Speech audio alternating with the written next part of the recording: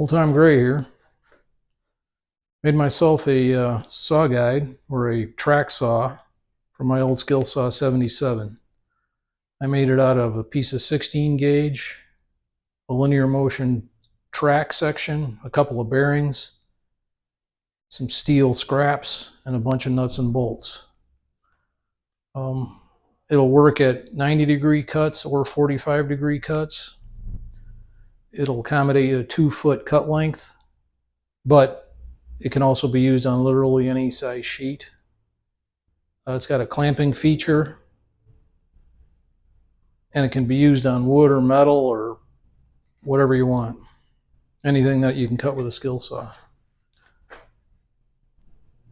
I'll show you how I did it. Okay, the basic elements. A 2-foot wide piece of 16 gauge is going to be the base. And the star of the show is this IGUS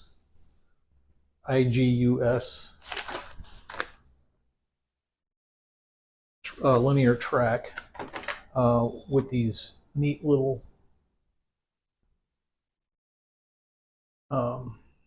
bearings, linear bearings, no moving parts, but they're really slippery. They make this stuff in all kinds of lengths. This is 800 millimeters, which is, I don't know, 31.5 inches. The idea here is that we're setting this up so we can cut stuff that's 2 feet wide. We've got an edge. The saw is going to go that way. So we've got an edge here to index on the edge of the work.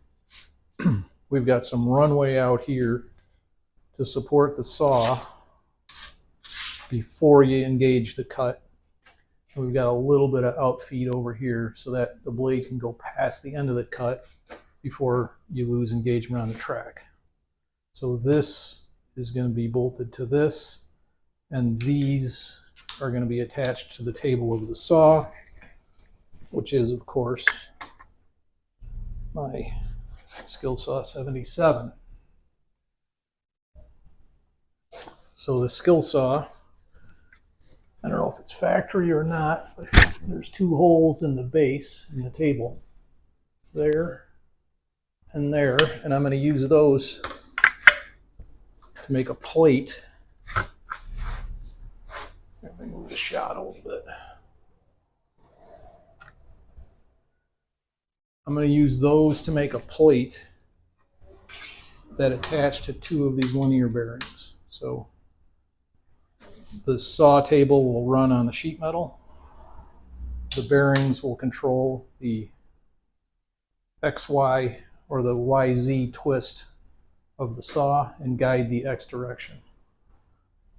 We want the width of the plate to be 10 inches from the edge where the saw is going to run to the edge away from the saw. That way we can set it up here and simply add 10 inches to the dimension. Nice easy dimension to add.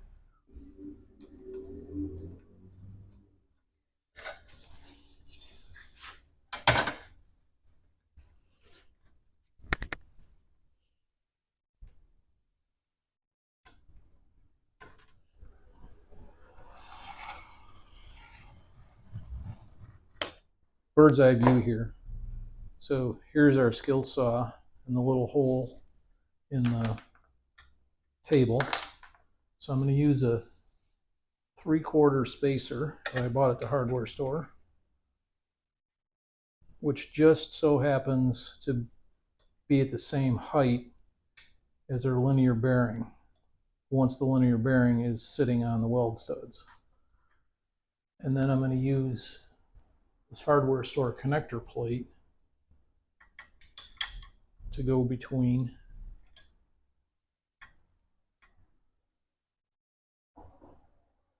the bearing and the saw, at least on the front mount. And it just so happens there's 2 holes in the reinforcement plate that I want to use. Since they're already there, they're die stamped, fairly accurate. I'll just open them up, 1 1/4 inch, one to number 10. And that'll help me place the track XY so that the saw runs on the cut line.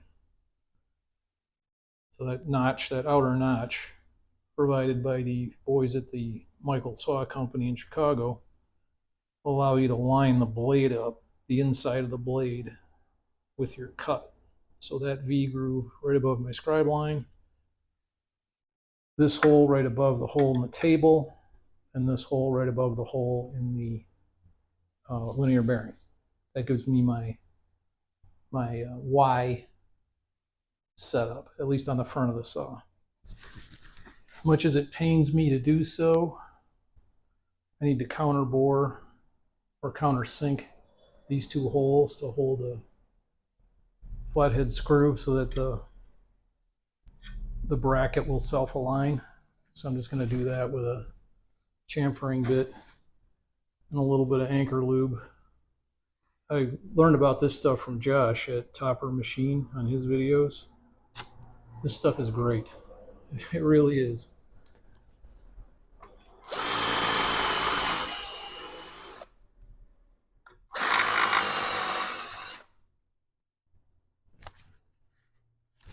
I really don't like drilling and cutting on old tools, but sometimes you have to.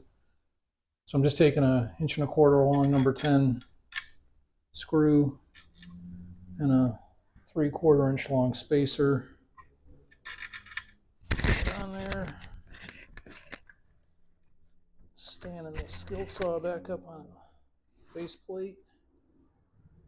Aligning the cut mark. Once the spacer and the screw are in place, we can align the track onto the screw. Start a little nut. Try to start a little nut. There we go. Finger tight that. Finger tight that. That's actually an M6 screw. These things are metric. So I'm going to snug that down. Not super tight. Not super tight.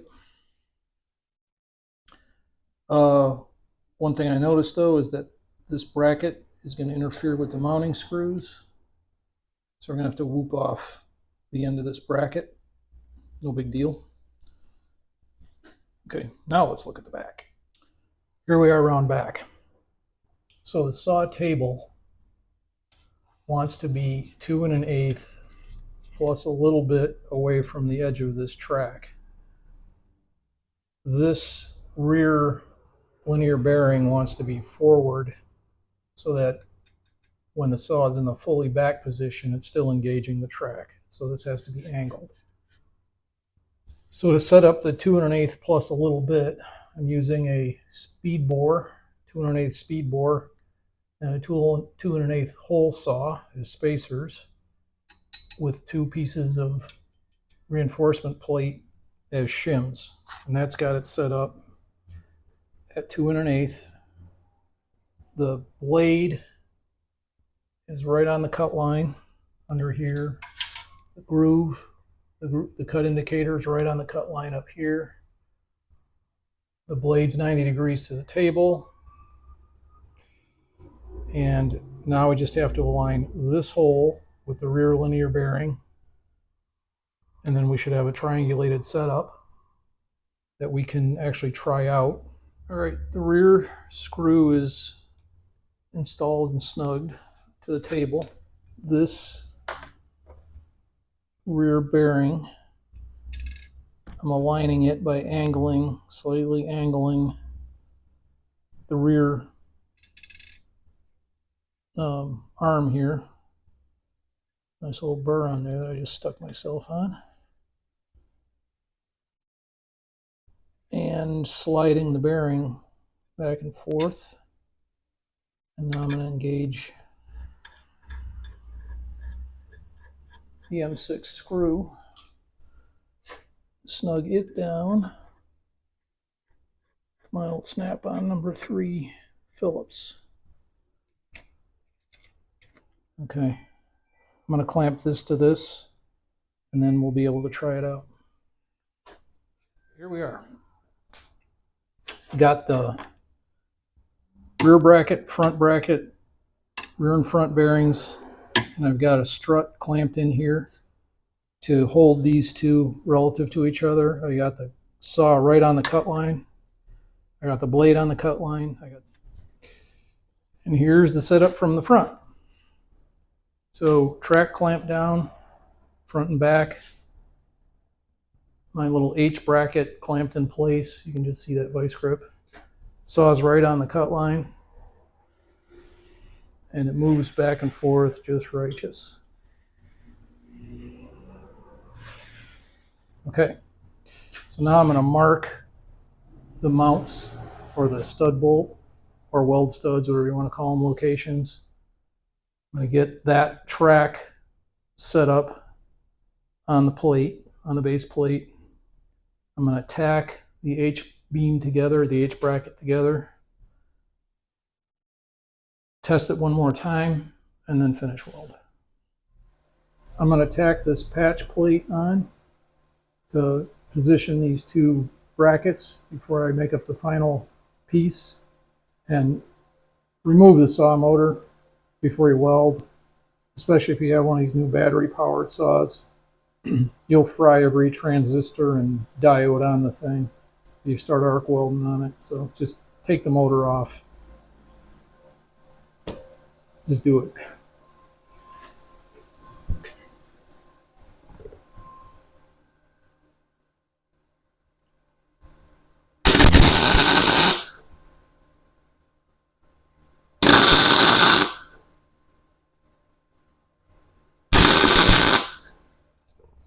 To arrange the track location, we want the cut line to be 10 inches from the reference edge over here. So measuring over 10 inches right to the center of the V, the outer V, which is the cut line. That's 10 inches. Now to set up the track has a line scribed in it.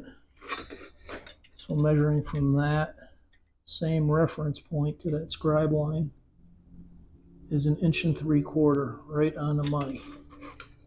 So the first bolt or weld bolt has to go 1 3/4 inches from this edge. I'm going to weld that on and use that to set up the rest of them.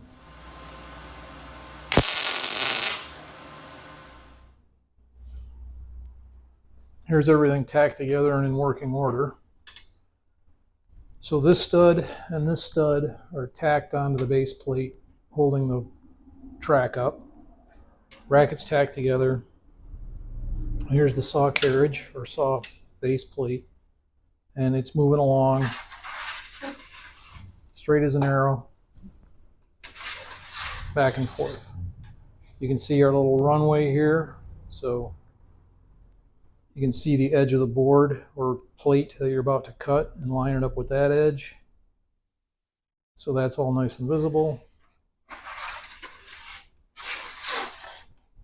Okay, this is ready for finish welding. I gotta make a regular bracket instead of this thing. And I gotta weld in all these studs. To install the rest of the fasteners, I just put them in here loose and spaced the track up with a couple pieces of 1/4 inch material. And you can see the heads of the fasteners in there. So what I'm going to do is I'm going to reach in with a hot glue gun and just put a dab of hot glue on each bolt head, then remove the track and weld them up.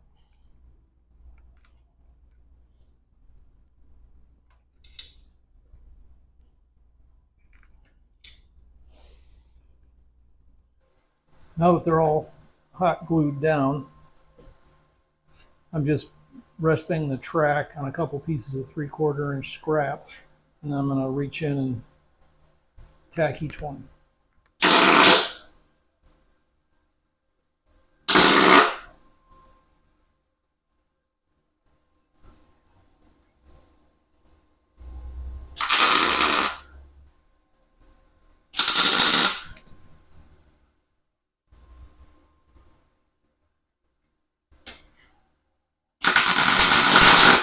So I took the track off and welded all the studs,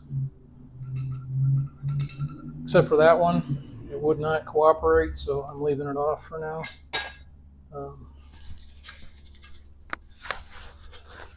I'll come back and get it later. Just going to put on every other nut here. I'm just using free running nuts for the moment. Switch over to lock nuts or nylocks for final assembly, but these will do for now.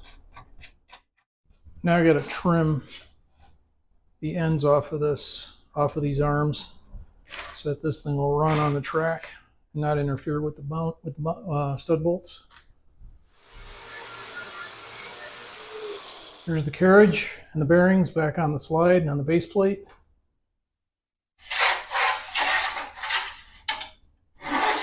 One finger. Works real nice. Okay, probably the best thing I got is this piece of strap that I used to set it up in the first place. So let's reuse that.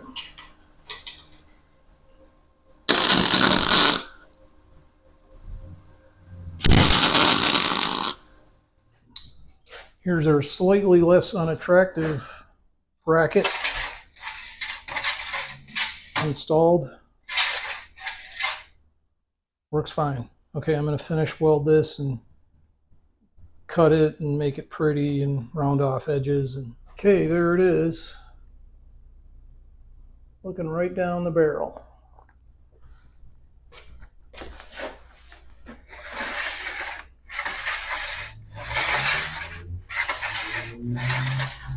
Nice and smooth.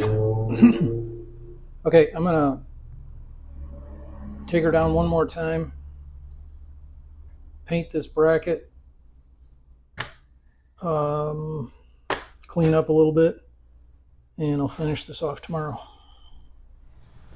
Skills color is blue, so Krylon Ocean Blue.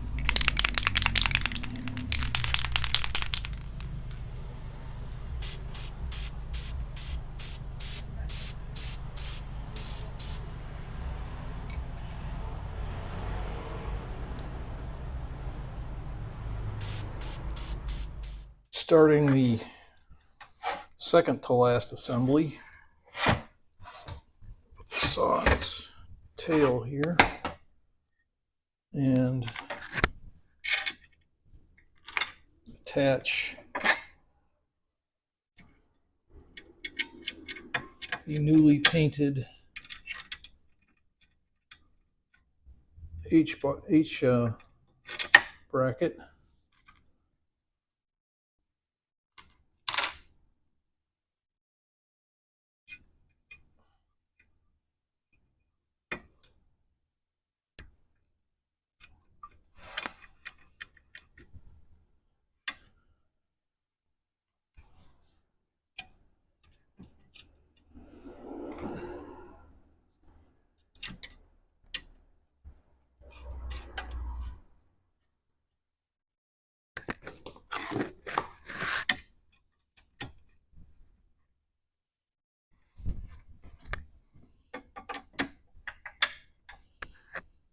Okay, that's finger tighted.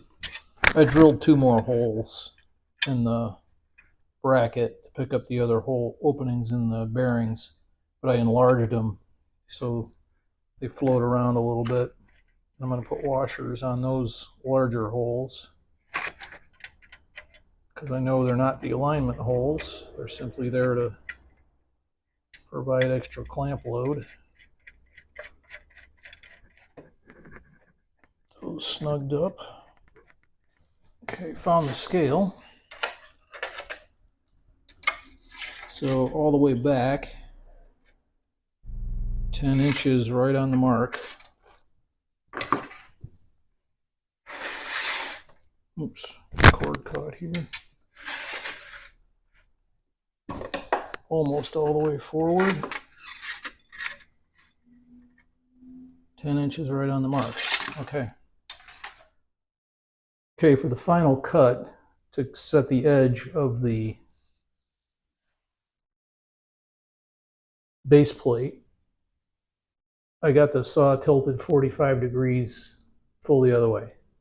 So if you remember, this V notch is the 90-degree setting. This inner V notch is the 45-degree setting.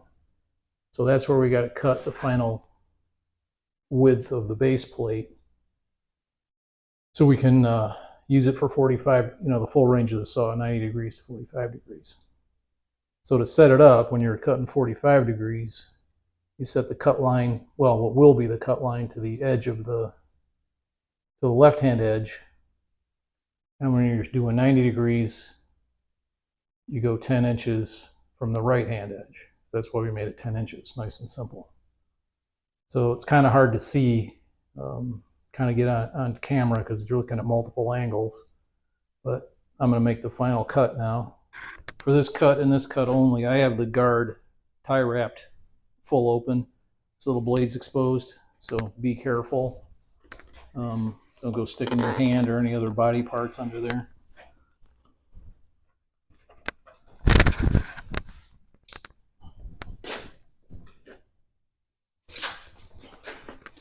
Double check that it's at 45. Yep.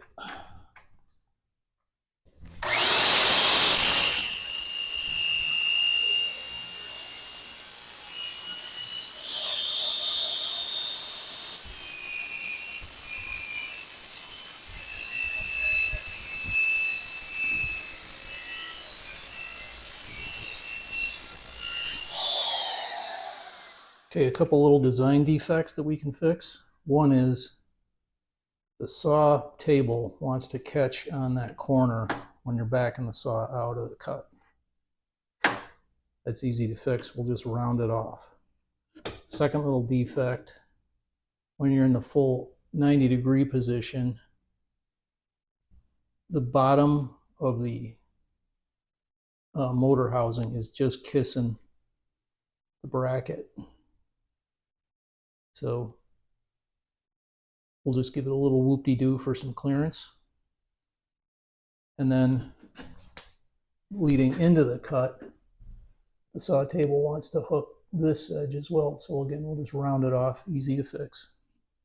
Right now I got to clean up that edge, it's razor sharp.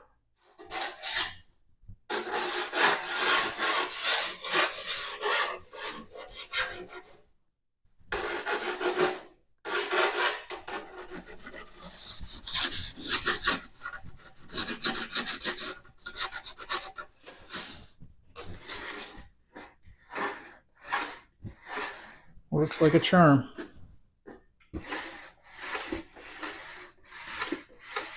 Here it is upside down. So I'm just gonna deburr all the edges and sand them all so they're nice and smooth and I don't cut myself. And I'm gonna coat it with just a coat of tung oil. I don't want to paint it because the paint will just rub off on whatever you're cutting. And tung oil is easy to maintain. You just slop it on and it dries pretty hard.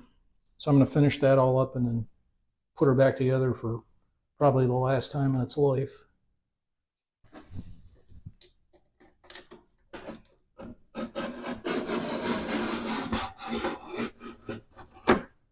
This deburring tool pulls off some very fine burrs. I don't know if you can see that, but it's almost like a hair.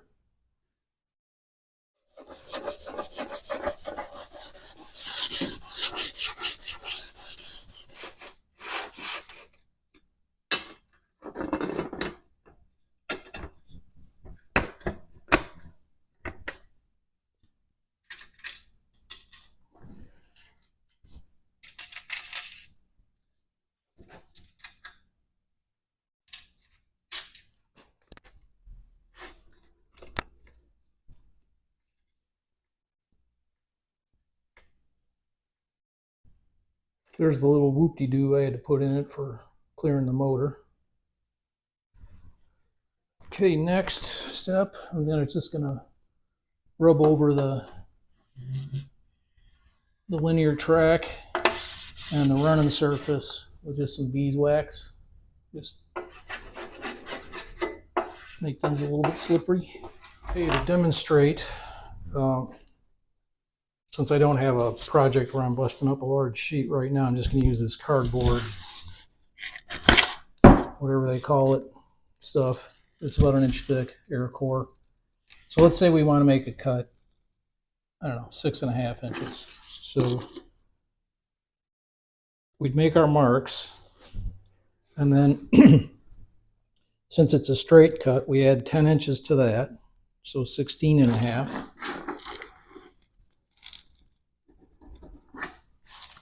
Like so.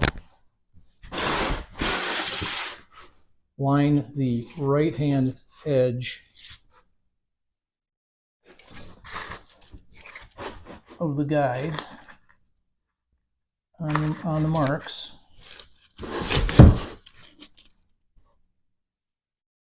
Like so. And then there's an inch over here so clamps can bite. And even these little wimpy clamps are crushing this cardboard, but it'll still work.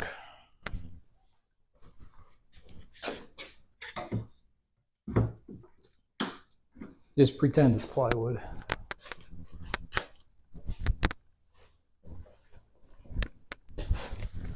Plug in your saw.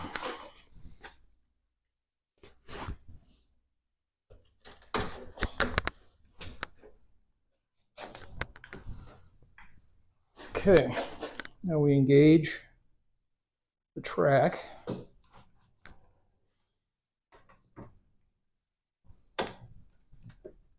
Front and rear bearing.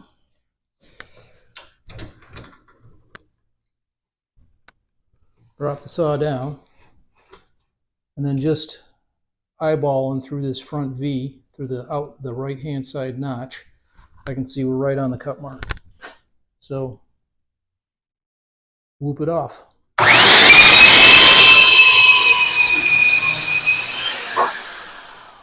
So let's say you want to make a long cut, longer than 24 inches. Well, let's say you're trimming a door or something. So draw a line or snap a line where you're 10 inches to the right of where you want it. So I just drew some arbitrary line on this piece of cardboard. And line the saw guide on the right-hand side onto your line.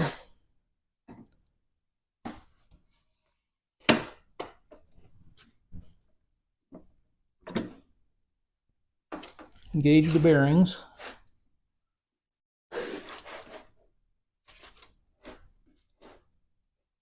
Realign your guide if you have to, like I just did.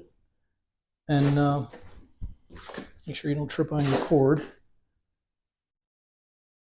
And then cut away and stop before you get to the end.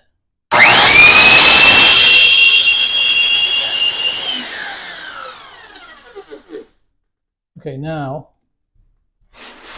just push the guide, realign it with your reference line. It's right there. I didn't exactly draw it straight, but it's okay. And finish the cut. Well, I think I'm going to leave this one here.